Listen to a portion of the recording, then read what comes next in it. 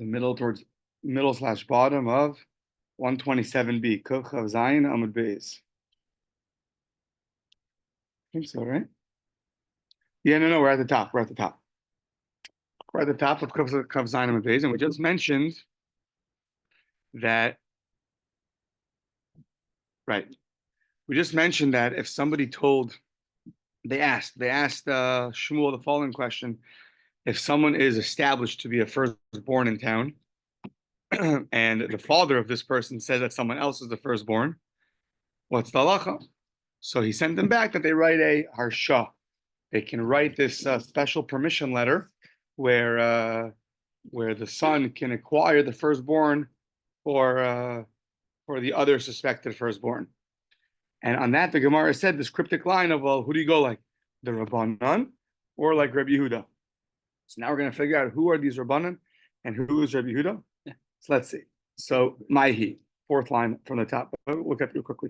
The Tanya, we learned in a Brisa, by the firstborn, the Torah tells us, Yakir, you should recognize, you can establish, you have to know with clarity. Yakirenu liachirim. Sounds like you are allowed to establish this, for other people, meaning we give the father the right to establish who the firstborn is. He can say this is the firstborn, and he is believed. Rabbi Yehuda learns from here, Naman Adam Lomar, a person is believed to say, Zebani Bechor, you are my son, my firstborn. Even against an already established firstborn. So meaning, if you're the Gleizer family and there's or the Johnson family. Won't use Gleizer just in case, Shlomeir's listening. So if you're the Johnson family, he told me he's awake. So if you're the Johnson family and everyone knows who the firstborn is, they've been calling Jimmy the firstborn for years already, and comes the father and says, no, Jack's the firstborn.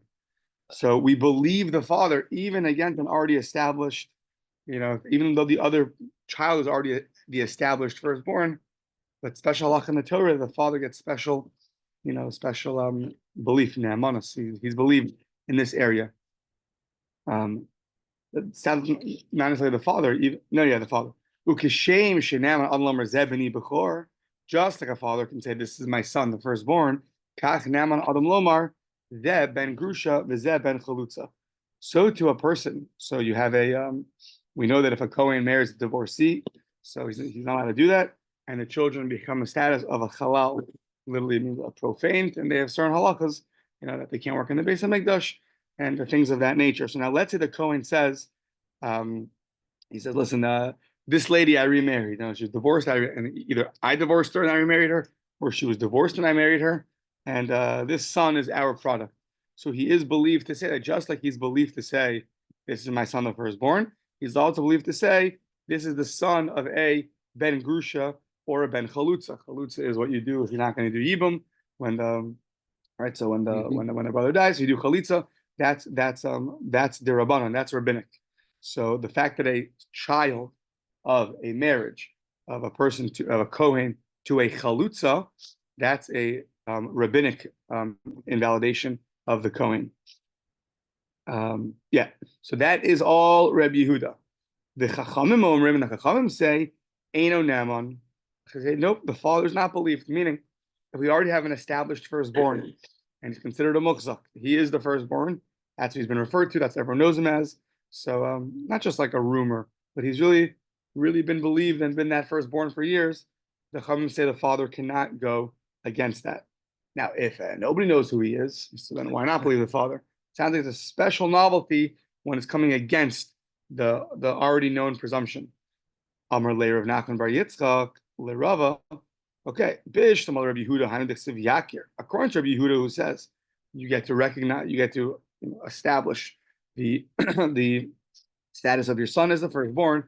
I understand the word Yakir, that you could recognize him, meaning you have that ability. But El Rabbanan, what's this word Yakir doing? You don't have the ability to recognize him as the firstborn.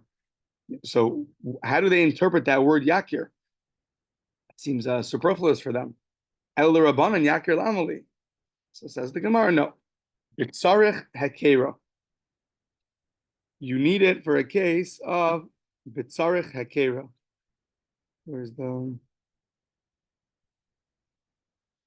Yeah. So let's say nobody knows who anybody is. Nobody knows who anybody is. You don't know which is the firstborn, which is not the firstborn. So there, if the father says this is the firstborn, he's 100% believed. He'll get all the consequences of being the firstborn. Or not when somebody goes out of groups. Oh, and that new town, no one knows who he is, and the guy walks in and says, "I'm a Cohen," or something. Yeah. Right. I mean, I'm sure it happens to you all the time. People walk in, you don't know who they are. Yeah, it's your fault. And the guy says, "Yeah." Right. So Yeah, that's interesting. I mean, every person has their own. We assume every Jew, until it's lost, has their own ne'emanos, has their own belief about themselves. A person's belief to say that. This seems to be unique that you can say it about somebody else. Yeah. That's like yeah. Oh yeah, okay. So Lamai Hilchasa, for which according to your Rabbanon, for which halacha were you referring to when you said he could establish the firstborn? We say lemisvelo pishnayim. We say, okay, so we're sort of setting up a question. It seems like the Rabbanon have the ability to tell a guy you're the firstborn, and then the father is now obligated to give him the double portion. Says the Gemara, hold on, back up though. The whole halacha is to teach you that you can give a double portion. It's your money. If you want to give someone your money, you can give them your money. Meaning you don't need a special halacha to tell me, you don't need a special pasuk to teach me that you can give someone your money. In fact, we have this principle called the migu, right? Since you're believed in one area, so then we assume you're not lying, right? So when you say this is my firstborn, I want to give him the double portion, we say even without the pasuk, you always could have just given him a double portion anyways, right? You could have just written down and says, like we learned already. So what's the extra novelty that no, now you can give him a double portion?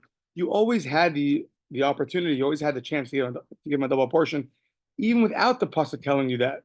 So for which halachas does this make a big difference that he can now establish him as the firstborn?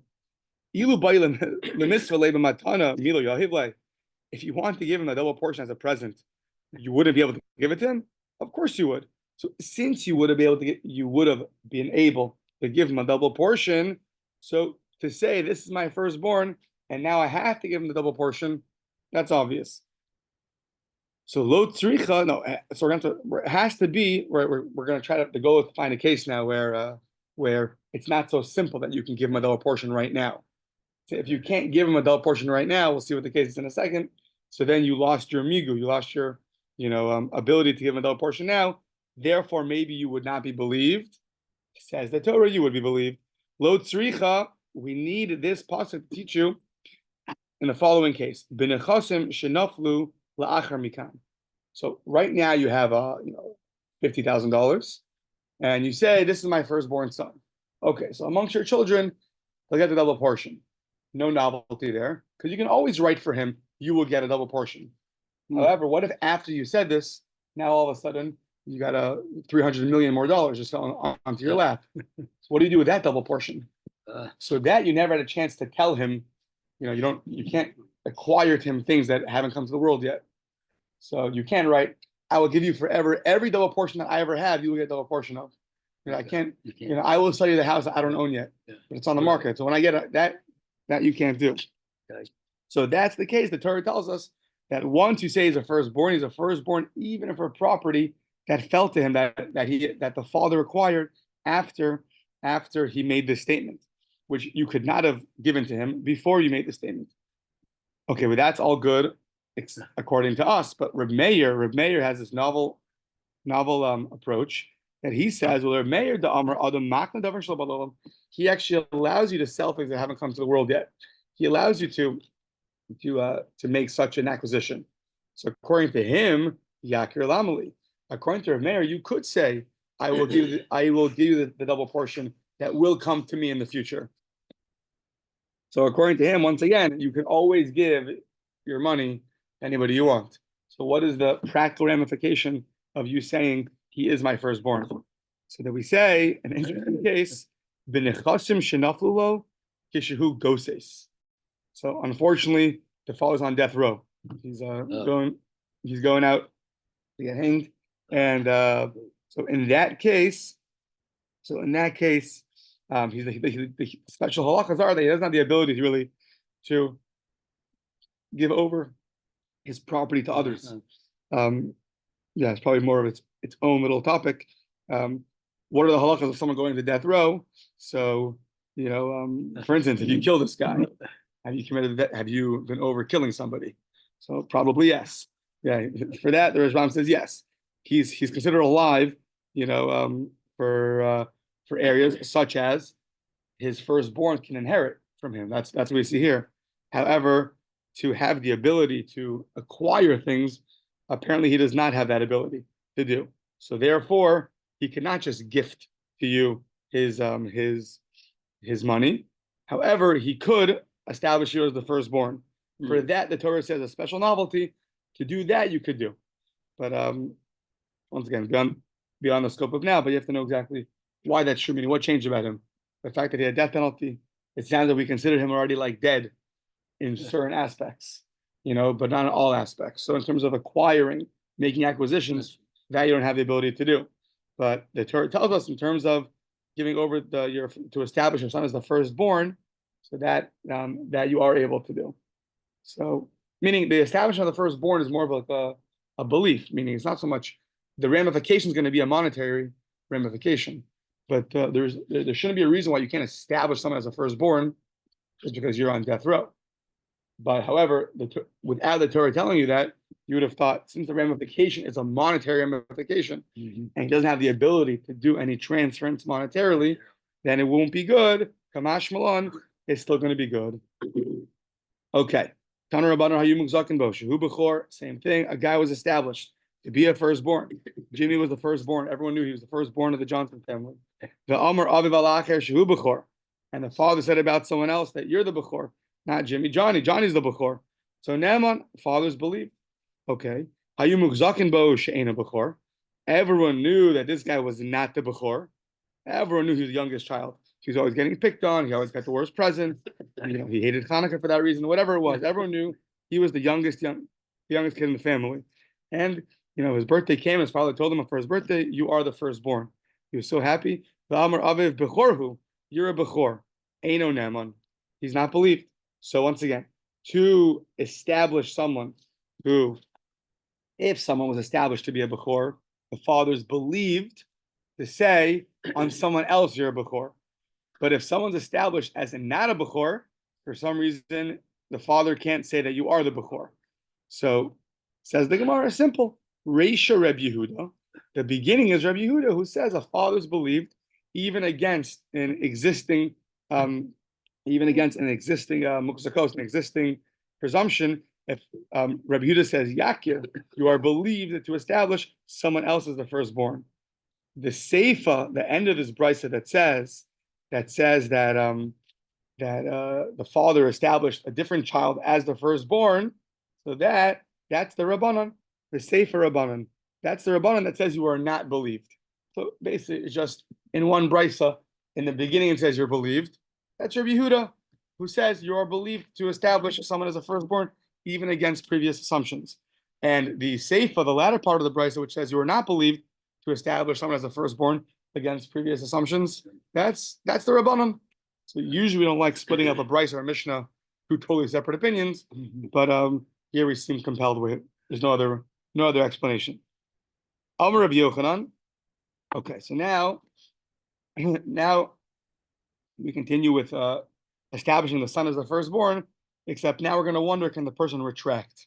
Oh. Right? So let's assume theoretically, it's voting season and you want to vote. So when can you take it back? I don't know. Once you press the vote, it's already in. You have 3 seconds. Do you have, okay. Amar Rabbi Yochanan, Amar Binihu. So Rabbi Yochanan says, this guy, he's my son. And then he goes back, the Chazar, he retracts and says, the Amar Avdihu, he's my servant. So Eino Naaman. So once you've already said, once you've said something, that's it, we believe you. And the Rashbam invokes a principle that's used often in courts when witnesses testify. Kevan shehigid, once you've already spoke, shuv eino chozer magid. You can't go back and retract, right? I mean, you can imagine witnesses come, Reuben killed Shimon. No, just kidding. It doesn't work that way. So there are certain times that you have about 3 seconds that you can retract certain statements, But for very severe statements, you don't have that time. But in this case, once you said bini, right there we believe you. It's established already. You cannot retract and say avdi. How about the flip case? Avdihu. This guy is my servant. The Chazer v'amar benihu. Ne'eman. Whoa, there you are believed. So what changed? First you said he's my servant, right? And then he said he's my son. There you are believed, but you can't retract. No, because here you can view the latter statement as an interpretation of the former statement. So he said he's my eved. What he meant to say, the mishamesh li ke'avda. Kamar. He was saying he's such a good boy. I mean, nowadays this wouldn't, I guess, be the most societally appropriate compliment. But he's such a good boy. He's like my servant, meaning a son has basic obligations to his father, feeding, drinking, whatever it is. Yeah. And a servant will do much more than that. So this son is so good that that he'll do much more than that. So yeah. However, when it comes to taxes, so v'chilufeha beis hameches. However, the halacha is going to switch when it comes to taxes. Why? Because when it comes to taxes, the more servants you have, the higher the tax is going to be. So therefore, the following is going to take place. Haya over al beis hameches. The guy is passing by and seeing, doing a head count. How many people do you have under you? V'amar benihu. He said, "This is my son." V'chazer v'amar avdihu. Naman. So if you say it's my son, and then you switch and you say it's my eved, so then you are believed. Then you are believed because then you are believed. Why? Because yeah. Try to avoid taxes. Correct. So originally you called him your son because you don't want to get paid taxes. Right. So now that later you call him your eved, so then you are. How much time do you have to retract? Don't know. But there's a certain period of time you have to. In one case, he's in front of the tax collector. The latter, he's not. Apparently, that's enough time for that. Correct. Enough time just to. When the guy comes by and knocks on your door, you say, "My son." Yeah. Right. The guy closes the door. Yeah. My eved. Yeah. So he's really. That's right. I'm not going to pay it. See. You can evade taxes even in Bava Batra. Yeah, so just kidding. So I overall based on meches amar benihu, you have to make enough to pay taxes to have to evade them, right? So not so simple. So I overall based on meches amar benihu, v'choz of amar avdihu, ne'eman, because you're trying, because you don't want to say that he's my eved, you're going to pay more taxes. However, amar avdihu, say he's my servant, when the tax collector is there, v'choz amar benihu eino ne'eman, because why are you going to do that? Why would you say, why do we view your second statement as a retraction? There's no reason to. Yeah. Meaning, saying a son is not an interpretation of how good of an eved he is. Eved does more than a son. So there's no reason to interpret the latter as a interpretation of the former, and therefore you are Eino Nema. Let's ask a question on this. Meisve, Haya Misham Shel Kiben. So this eved was this person was serving the father like a son. Uba v'amar benihu, and he came and said, "You're my son." V'chazer v'amar avdihu, and then he retracted and said, "No, it's actually my eved." Eino neman. There he's not believed. Second case, hayam misham shel ke'eved, a guy was serving like a son. Uba v'amar avdihu. Sorry, he's serving him like a servant. Uba v'amar avdihu. V'chazer v'amar benihu eino neman. So in both cases, the way this person is serving you, the father says that's what it's like. So if he's like a son, you say it's like my son, and then you retract eino neman. Or if he's serving you like an eved, doing a lot of things for you in the house, much more than a regular son. Uba, I guess for a child, there's some fine line between doing for your parents and then it's already slave labor. No. But and then if you serve like an eved and you say avdihu, and then you switch to bini, eino nema. Okay, so what's the question over here? So we're asking on Rabbi Yochanan. Rabbi Yochanan was the one who said that if you say that your son, if you say that the guy in your house is an Eved, and then you say he's your son, you're believed because you're saying your son does such a good job, he serves me like an Eved. In this case, you said he's your son, and then you retracted and said he's like my Eved, and here it says you're not believed. So why can't, it sounds like you don't view the latter statement as an interpretation of the former statement. But the question is that flies in the face of Rabbi Yochanan. Rabbi Yochanan says, Jimmy, he's my son. And then he goes, no, Jimmy's my Eved. So what he means to say is that he's such a good son that he does so much work for me, way more than my, than a son. He's like an Eved. So if that's true, then the Brisa, it should be true in the Brisa too. But the Brisa says if you say he's my son and then you say he's my Eved, he's not believed. Why not? So how do you answer up this contradiction? Amr of Nachman Bar Yitzchak, there's a difference. Hasam de Karule Avda Meitzar Meya. In one case, you called your servant I'm not trying to say Meitzar Meya. Attendant. 100. He's like worth 100 zuz. A boundary of 100. A slave with a boundary of 100. A slave with a boundary of 100, meaning he's worth 100 zuz.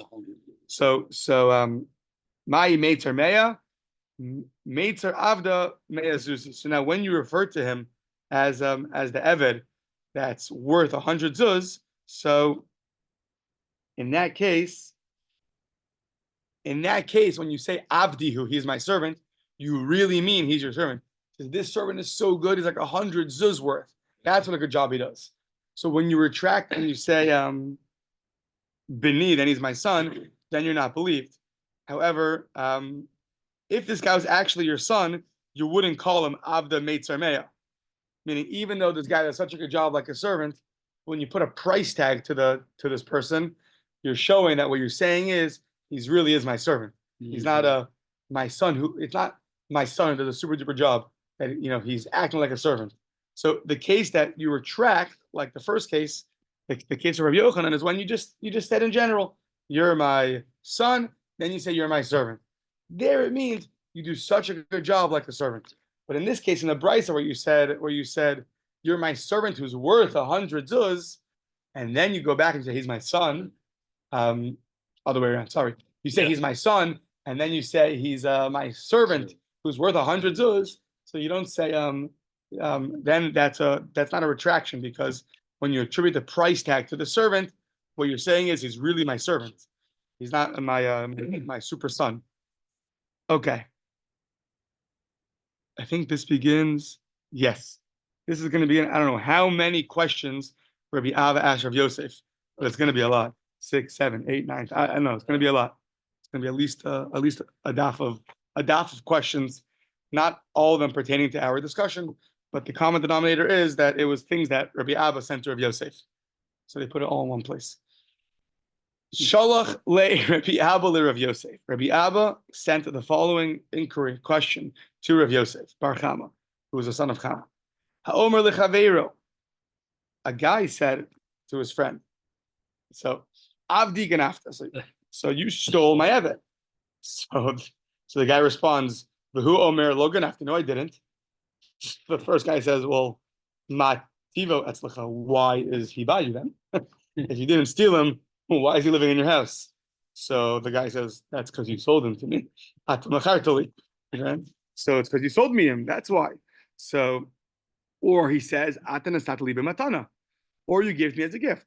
So once again, one person is claiming that this guy stole his servant, and that guy's claiming it was a done deal. Now, okay, back up for a second. In general, if I see the coffee mug in your hands, so I can't say you stole it from me.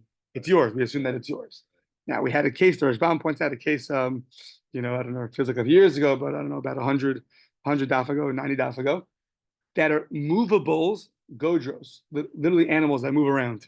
So when you have movables that are always being borrowed out, or animals are always grazing in everyone's fields, the fact that you are holding that now does not show that it's yours, because they're one day by you and one day by him, right? So in Eved is a movable. He goes around. So the Rashbam says either maybe the guy's had him for 3 years, and therefore, even though he's immovable, but he's still it's established by you. Or it's a case of an Eved. Sounds like he was born. His father was an Eved, and he was born, and therefore he's still a baby, and he's not able to move around. So either way, he has a legal assumption that he's yours. Now the guy says you stole it from me, so really the guy can say take a hike, goodbye. But instead he decides to get involved in a conversation with him, and then the guy offers. He said, listen, you want to ritzoncha hishava v'tol. Says you take a shavua, he belongs to you, you could have him. This is not a biblical shvua. Biblical shvuas are only oaths that you swear and exempt yourself from. Kol hanishbayim v'niftar is that you exempt yourself from. There are rabbinic oaths that you can make an oath and then take. In this case, the guy offers, listen, I'll give it to you if you make an oath. Deal? Deal. So now it happens. If he says that, so then the guy made a shvuah of a nishba. So now the first guy who offered this deal, Eino Yachol Lachzerbo. So that's a little relevant to what we just said. He cannot retract anymore. He can't say, oh no, I was just kidding. I said to make an oath. It was just, I didn't even make an oath. I just meant, I don't know what I meant. I was just kidding. So you can't do that. You can't go back on that. So therefore, if he makes the shvuah, you would have to give him the evet. Yeah. Okay. Says the Gemara, my Kamash Malon, what are you teaching me? Tanina, I learned this already. I learned it in Sanhedrin again. Or I will learn it soon in Sanhedrin. Yeah. 2025. So Amar Lo, it says in Sanhedrin the following. Two people are arguing. Now we know that not everybody who wants to can come testify in a court of law, right? For instance, you can't bring in your relative to testify for you. Mm-hmm. So, right, the Gemara says even Aaron and Moshe couldn't testify for each other. Not because we doubt them that they're, that they're liars, God forbid. Siblings cannot testify. So, but what if they agree? Amar Lo, Nemanalai Abba. They can bring one of the fathers. They both agree, let's bring in a father to be the judge. So, or they say, Nemanalai Avicha, your father. Or they say, Nemanalai Shlosha Roe Bakar, 3 cattle watchers. Now, what's wrong with a nice farmer he's farming animals? That's great. The problem is, at least back in the day, so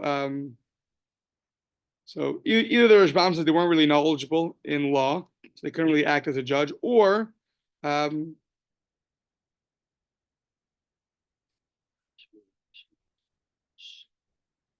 because they're not really believable. Why? Because a usual grazer of an animal would steal from other people's fields. And since they would steal, they wouldn't mind if an animal grazed on someone else's field. Oh, okay. Right, coming up soon, it's not like Avram Avinu, right? So, one explanation they give why you find all the time the people in Tanakh and the Chumash, they're always grazing far away from everybody else. They were so careful on theft. They didn't want their animals near anybody else. Mm-hmm. To take one little thing from somebody. Okay. Last week's Parsha Hashem destroyed the world. Why? Because the final slavery. Yeah, for slavery. Even less than a Sheva Pruta, the tiniest amount. Taking from someone is a terrible thing. So these people, they're not believed because they're thieves. Okay. So as opposed to fathers can testify in other cases, just not for their own children's case. But what happens if they both agree on this? So then, ne'amonin. So they're believed. Rabbi Meir Omer Yachol Lachzerbo. Rabbi Meir's of the opinion you can retract. Sounds like you just agreed to have the fathers come and testify. So if you want to retract on that, that's fine. You didn't do anything. You didn't make an acquisition. Nothing legally was binding that you committed to this father testifying for you. You just said, my father testified. Yeah, I agree. Let's have your father testify. Says Reb Meir, you can retract on that. The Chachamim Omrim, though, Eino Yachol Lachzerbo. The Chachamim say you're not allowed to retract. So once you both agreed that this guy is going to be your judge, you can't retract on that. So that's the same thing over here. Once they agreed to make a shvuah, to make an oath, so then you can't retract. So what's the difference when you agree that the father should be the judge? There, the halacha is, the Chachamim say that you cannot retract. So what's the extra novelty over here that if two people in judgment agree to something, they can't retract? We know you can't retract already from the case of when you say, my father could testify. So what's the added novelty that Rabbi Abba is teaching us? Should be obvious from the Mishnah over there. Says the Gemara, Hakamash Malon, Dibe'eten lecha machlokas, v'halacha k'divrei chachamim. Rabbi Abba is telling you, he's telling you that, I think, correct me if I'm wrong, but you wouldn't have known this case from that machlokas over there. Meaning, you would have thought maybe only when they agree that there'll be a judge on top of them, then then you can't retract. But when there's money being offered, when the guy says, make a shvua, make an oath, and if you make it, I'll pay you money. So that's a lot on the line for the guy. Maybe there's so much at stake, you wouldn't know that the Chachamim would agree to that. Maybe you would think that that's already too far. Even they'll agree that you can retract. Says Rabbi Abba, the Chachamim don't only tell you in the case of where they agree to have a father or someone who's not valid to usually judge, but even when the guy's offering money, he's at a loss. I will give you something. Even then, it has legal binding, and therefore you're not allowed to retract. Fine. First thing sent to Rabbi Yosef. Next thing sent to Rabbi Yosef. Shalach le Rabbi Abba Rabbi Yosef bar Chama. Halacha is govin mina havadim. So he told him that if somebody dies and he leaves over servants, avadim, so now, just like land, you can collect from land, so too you can collect from servants. Now, Rajwan points out, we're going to see later, in this case, the halacha is not like Rabbi Abba. Sounds like in many, many cases that we're going to say from Rabbi Abba, we go like him. In this case, we don't go like him. But he says, we know that they compare, the Gemara expounds in, where is it in? It compares avadim, servants, to land for certain halachas. So I think for making an oath, that I think you don't make an oath for land, also avadim. So in this case, also Rabbi Abba says that just like you can collect from land, you can also collect from the avadim because they're very much compared to land. They're not compared to land. The pasuk compares them. The pasuk compares them for certain halachas. They're going to have the same status as land. So in this case, it works out for the benefit that you can collect from them. But Rav Nachman says, Amar ein govin. So yeah, here the Rambam says, even though they're compared to land, as it says, the pasuk says, V'yisnachaltem. Yeah, fine. But that's only for things that are written in the Torah, the Rambam says. So for instance, how to acquire an eved. That he'll have the same status as land. Good. To not make an oath on them, or that there's no overcharging. All these are special halachas by land. In those cases, the Torah compares avadim to land. However, those are all things that are written in the Torah. But to collect from, le'inyan ba'al chova, the Rashbam says, you want to collect from something, so that he's not like land. Why? Because a ba'al chov, a person who's owed money, right? So when it comes to property, he's willing to lend you money because he knows the property will be here for a very long time. Real estate is the best. It's not movable.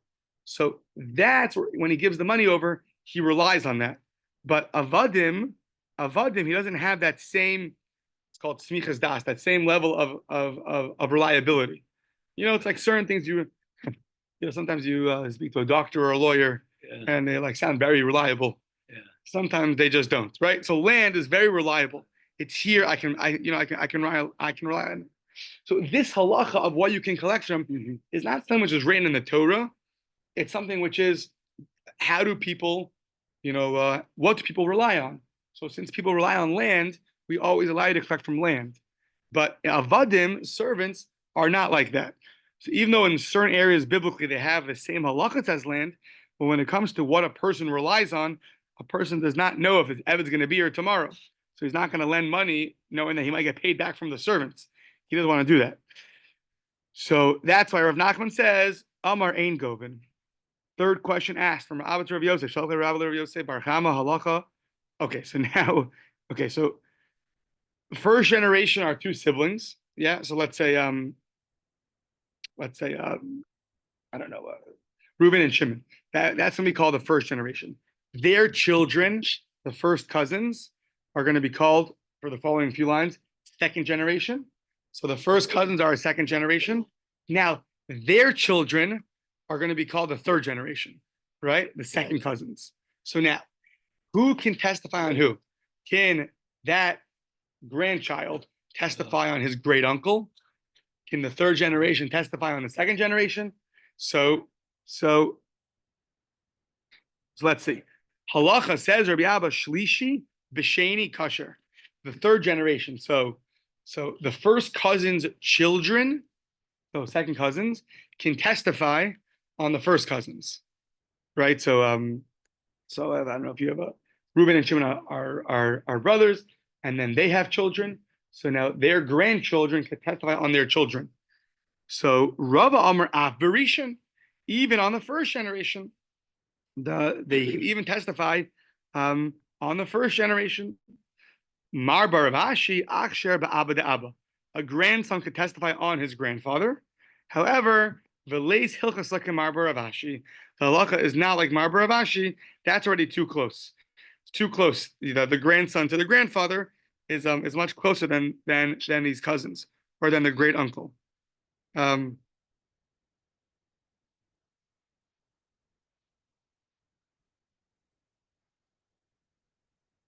Yeah, so meaning a great nephew can testify. So the Rambam's example is Beno Shalcha. So Chanoch's son. So Chanoch is the son of Reuven, right? Reuven and Shimon are brothers. Reuven has a son Chanoch. Reuven's grandson, Chanoch's son, can testify on his great uncle Reuven's brother Shimon. That's fine. However, and that's what the halacha accords with. However, a grandson to a grandfather, that's already too close. That's already too close. Okay. Fourth question asked from Rabbi Abba to Rabbi Yosef. Shalach Rabbi Abba Rabbi Yosef, Barchama hayodea be'edus karka. So we're gonna have a bunch of invalidations, and then what if you got validated in the middle?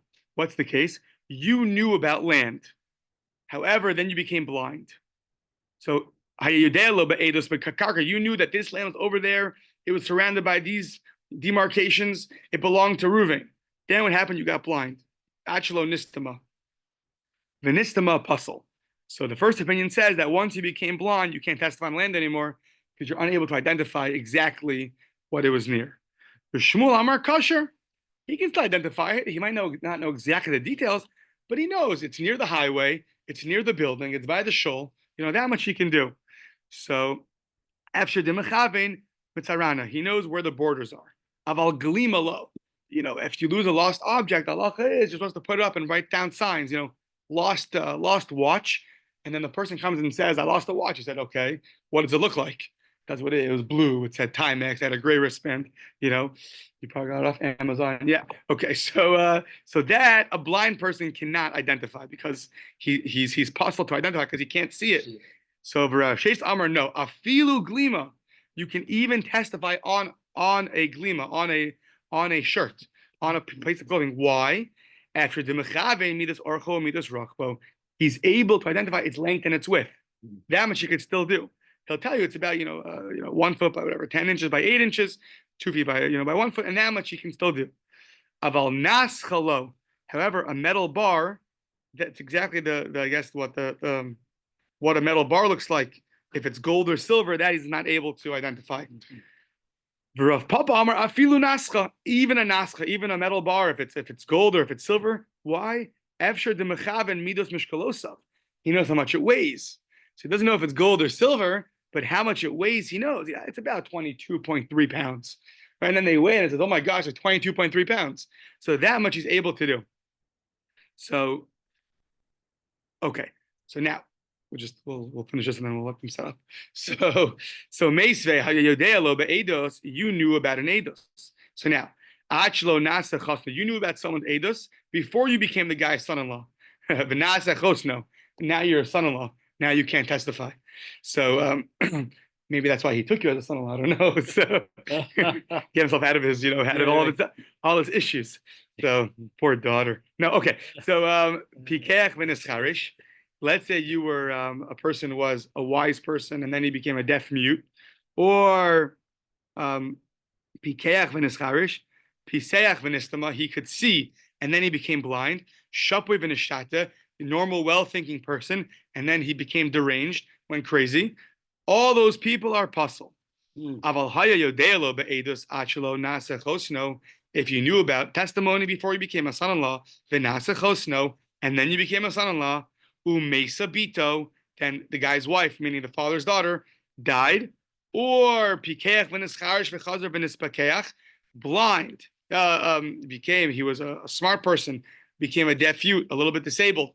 Then he became smart again, able, totally healthy, mentally stable. Or piteach v'nistama v'chazer v'nispakeach, he was able to see, became blind and able to see. Or shapu v'nishtata v'chazer v'nishtapa, or he was totally fine, went crazy, took his medicine, came back. He's totally good. So now kosher. All those cases are kosher. Zeh haklal. This is the rule. Kol shetchilaso osofa bepaslos. If the beginning and end are both, either the beginning or the end are both invalid, then you're puzzle. However, tchilaso v'sofa bekashos, if the beginning and the end are good, so you could see in the beginning, you could see at the end. In the middle, you were blind, so that's going to be kosher. So you see that as long as you, in the end, go back and get your sight back, or, at the end, you're no longer the son-in-law because the daughter died, so that's all going to be kosher. The yufta, the kulha, to yufta. We rejected all those halakas that we just mentioned, because as long as you're kosher at the end, then you are going to be okay. Ah,